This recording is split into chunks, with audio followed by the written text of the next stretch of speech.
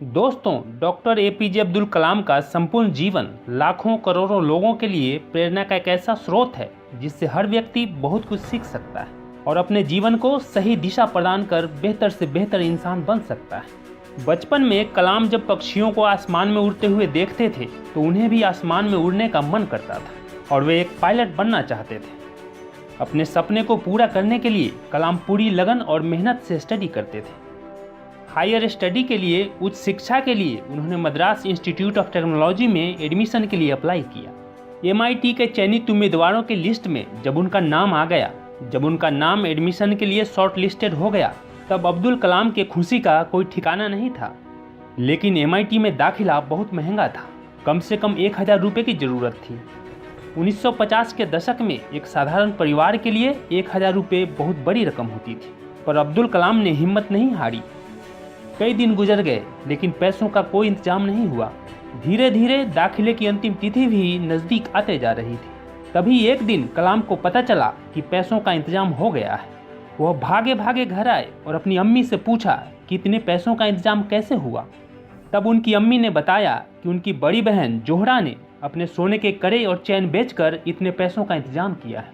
अपनी बहन का उनके ऊपर विश्वास, उसकी उम्मीद, उसके स्नेह को देखकर कलाम एकदम पसीज गए और उनकी आंखों से आंसू छलक पड़े। दोस्तों, MIT अर्थात मद्रास इंस्टीट्यूट ऑफ टेक्नोलॉजी में स्टडी के दौरान एक बार फिर कलाम के सामने एक बहुत बड़ी चुनौती आन पड़ी। कलाम को अपने 6 कलीग्स अर्थात अपने 6 सहपाठियों के साथ मिलकर एक फाइटर एयरक्राफ्ट का डिजाइन बनाने का प्रोजेक्ट दिया गया। कलाम साथियों के साथ उस प्रोजेक्ट पर काम करने में लगे हुए थे। तभी अचानक प्रोफेसर श्रीनिवासन रिव्यू करने के लिए पहुंच गए। प्रोजेक्ट के डिजाइन और प्रोग्रेस को देखकर वे बहुत निराश हुए। उन्होंने कलाम से कहा कि कलाम, मैं तुम्हारे काम से सचमुच निराश हुआ हूँ। मुझे तुमसे इससे कहीं बेहतर डिजाइन की अपेक्षा थी। कलाम ने कई सारे कारण बताए लेकिन उन्होंने एक न सुनी। फिर कलाम ने प्रोफेसर साहब से विनती की और कहा कि सर, मुझे 1 महीने का समय दीजिए। मुझे पूरा विश्वास है कि मैं एक बेहतर डिजाइन बना लूँगा। प्रोफेसर श्रीनिवासन ने कलाम की ओर देखा और कहा, देखो नौजवान, मैं तुम्हें 3 दिन का समय दे रहा हूँ।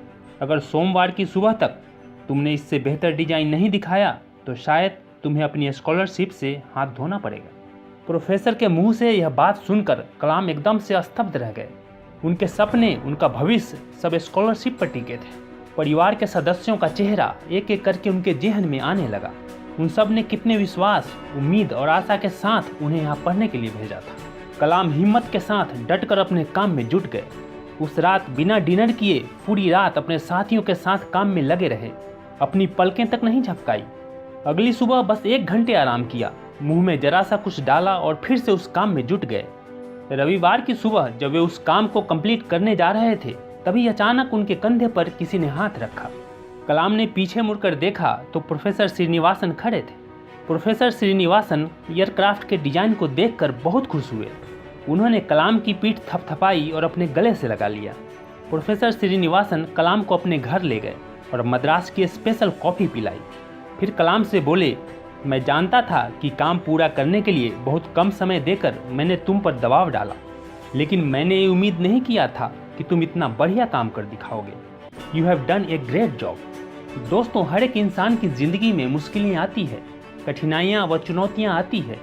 अधिकतर लोग मुश्किलों को देखकर, चुनौतियों को देखकर घबरा जाते हैं। वे हार मान लेते हैं, टूट जाते हैं, बिखर जाते हैं। वहीं कुछ लोग डॉक्टर अब्दुल कलाम की तरह होते हैं। वे हिम्मत से हर मुश्किल और चुनौतियों का डटकर सामना करते हैं और ईमानदारी से परिश्रम करते हुए जीवन में आगे बढ़ते जाते हैं। दोस्तों, हिम्मत और मेहनत 2 ऐसे हथियार हैं जो एक इंसान को योद्धा बना देता है, जो जीवन के किसी भी क्षेत्र में आपको विजय दिलाने की क्षमता रखता है। कहते हैं कि मेहनत की स्याही से जो लिखते हैं अपने इरादों को, उनके मुकद्दर के पन्ने कभी कोरे नहीं हुआ करते।